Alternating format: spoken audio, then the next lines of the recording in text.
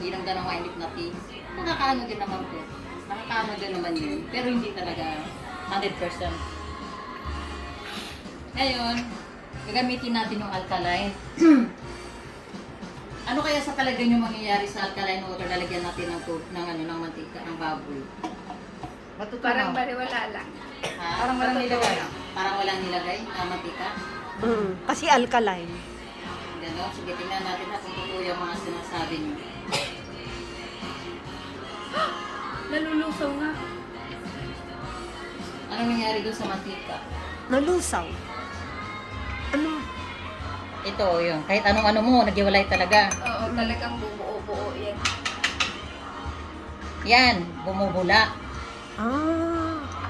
O yung mantika doon sa tiyan nyo, Naging ilalabas nyo liquid lang. lang siya, ilalabas na lang siya, na liquid na siya. Yun, Hindi yun. siya naiipon doon sa mga tiyan natin, lumalabas. So, ibig sabihin yung mga yun, kumakapit pala talaga siya Kumakapit kahit saan. Kaya pala tinatawag belly pats. Oo. Kaya pala pats. Kaya tayo nagkakasakit. Ayan, o, tingnan mo. Nalulusaw Bumubula lang talaga. siya. Wow! Ganun siya katindi. O, yun na, tapos na demo.